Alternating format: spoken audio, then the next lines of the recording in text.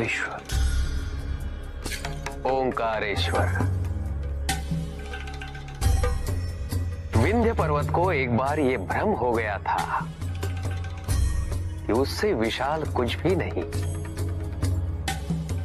देवर्षि नारद नारायण का नाम लेते लेते विंध्य पर्वत पहुंचे तो विंध्य ने उनसे अपनी मन की बात कह दी। नारद ने भांप लिया कि उन्हें अहंकार के आकाश से धरती पर लाने की आवश्यकता है। अतः नारद ने उन्हें अपनी विधि से दिशा दिखाने का निर्णय लिया। उत्तम, अति उत्तम।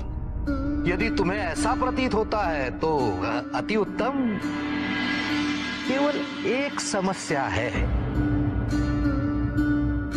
समस्या? हाँ, ये कहने में मुझे प्रसन्नता नहीं हो रही है कदापि, किंतु सबसे विशाल पर्वत तुम नहीं हो। संभव है कि मेरा ये कथन सत्य ना हो, किंतु नहीं देवर्षि, आप सदैव सत्य ही कहते हैं। कृपया करके मुझे बताइए कि मुझसे भी अधिक विशाल पर्वत कौन सा है? मेरू पर्वत। मेरू?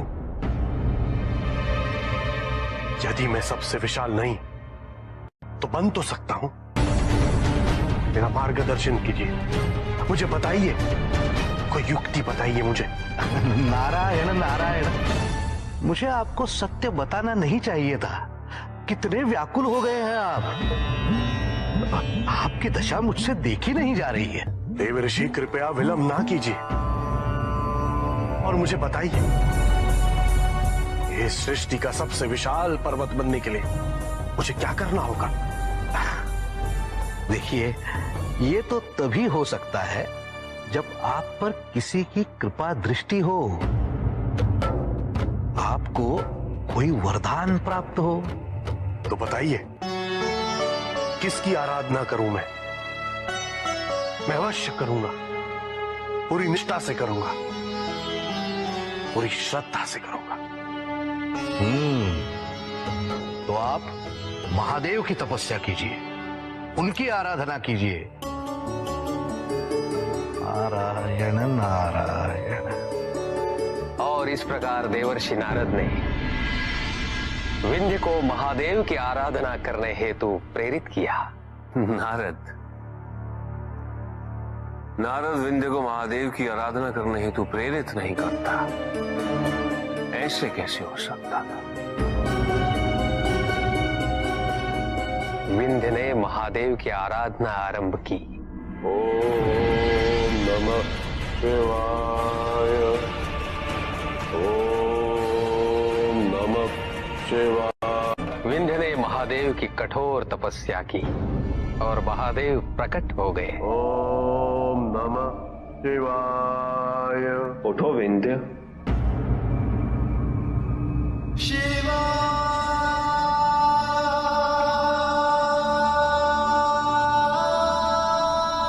प्रभु,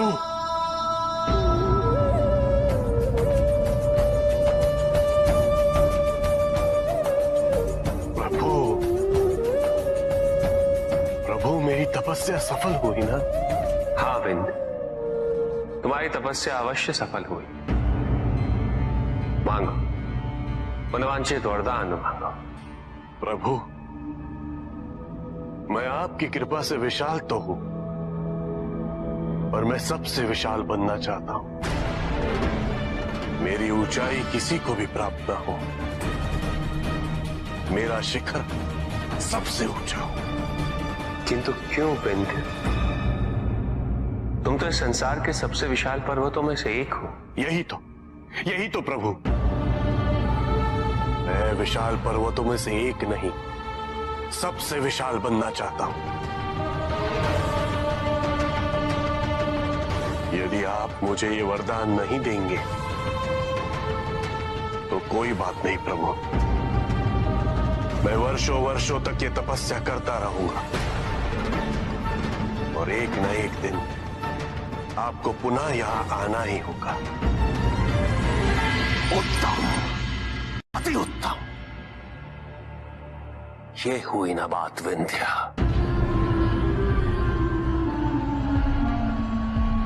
उसके बाद क्या हुआ ऋषि प्रहलाद? उचित है विंध्य, तुम कितने विशाल होना चाहते हो? मैंने कहा ना प्रभु, सबसे विशाल। किंतु आज मैं भले सबसे विशाल पर्वत बन जाऊं, पर कल कोई मुझसे भी बड़ा हो जाएगा। प्रभु, आप मुझे ये वरदान दीजिए कि मैं अपनी इच्छा अनुसार अपनी विशालता बढ़ा सकूं, उसकी कोई सीमा ना हो। उचित है विंध्य, मैं तुम्हें तुम्हारा मनोवांछित वरदान अवश्य दूंगा, किंतु मेरा एक कथन स्मरण रखना, इस सृष्टि में सबके आकार का अपना महत्व होता है, अपनी उपयोगिता होती है।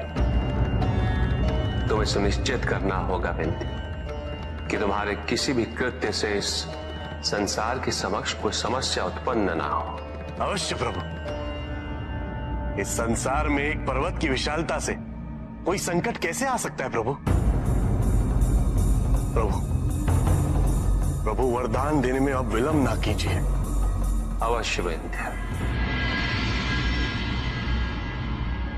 जैसी तुम्हारी इच्छा, तथास्तु।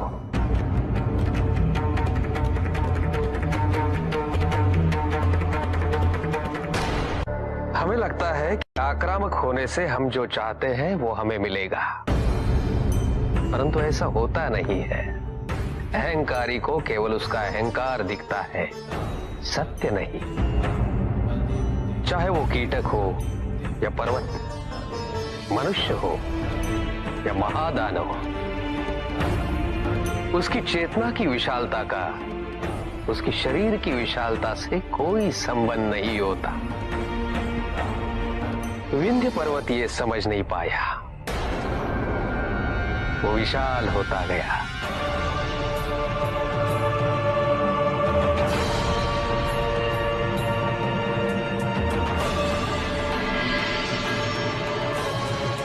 और शीघ्र ही पृथ्वी पर सबसे विशाल हो गया। किंतु उसके मन में आया कि कहीं दूसरी ओर मेरू पर्वत भी वरदान पाकर बड़ा हो गया तो फिर वो और विशाल होता चला गया।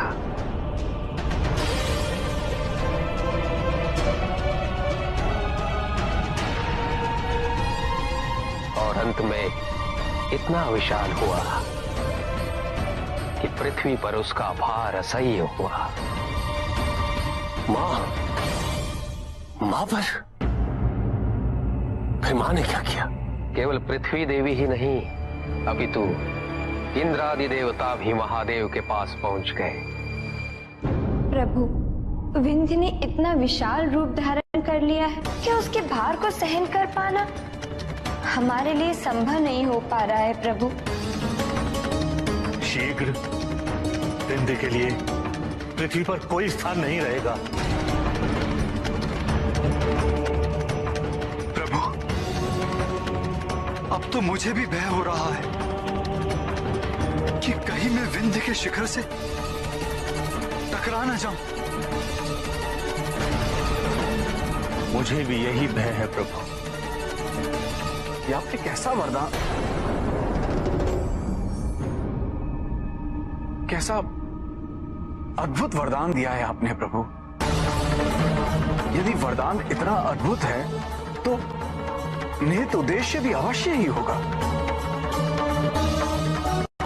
किंतु प्रभु, अब बाण तो निकल चुका है, अब क्या होगा? अब समय आ गया है।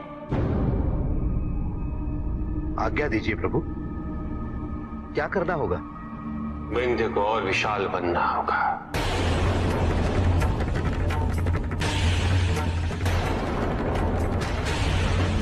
किंतु देवराज, जो बाण निकल चुका है उसे वापस खींचा नहीं जा सकता,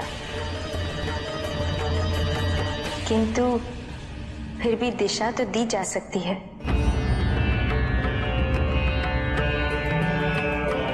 नारायण नारायण।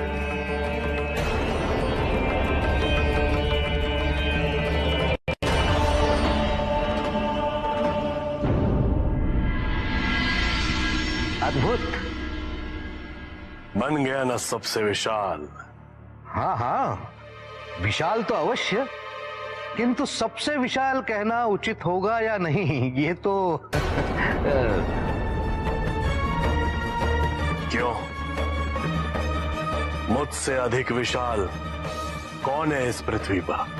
विंध्य, अब तुम केवल पृथ्वी पर नहीं रहे, तुम्हारी विशालता आकाश तक पहुंच गई है। इसलिए तुलना के मापदंड परिवर्तित हो गए हैं। अब केवल पृथ्वी को मत देखो, देखो तो इन ग्रह नक्षत्रों को देखो, वो तो तुमसे विशाल हैं। और फिर त्रिदेव, त्रिदेव तो, और त्रिदेवों में महादेव। सब कहते हैं कि महादेव से विशाल कुछ भी नहीं है।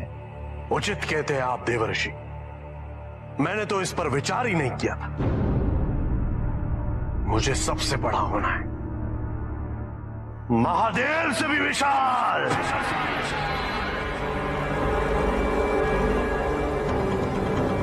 नारायण नारायण। और इस प्रकार विंध्य का आकार सबसे विशाल हो गया। फिर विंध्य ने ऊपर देखा।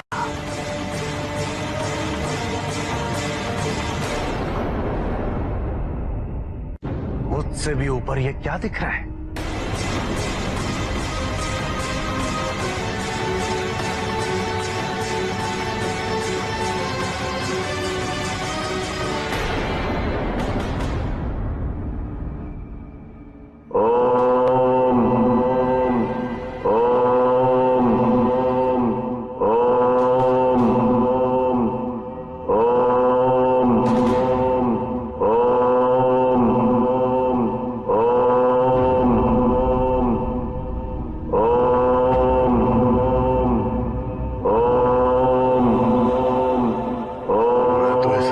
में धूल के कण समान भी नहीं हूं।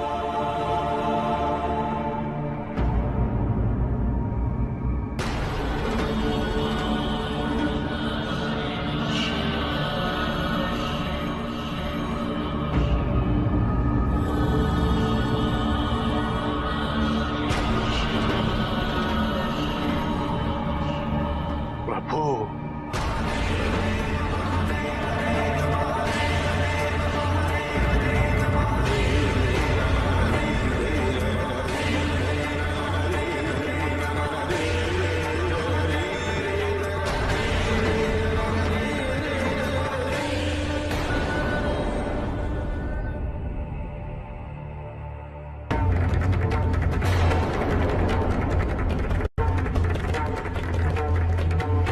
किंतु ये संभव कैसे है ऋषि पिपलाद? तुम ये कहना चाह रहे हो कि समस्त सृष्टि महादेव के रुद्राक्ष के अंदर है?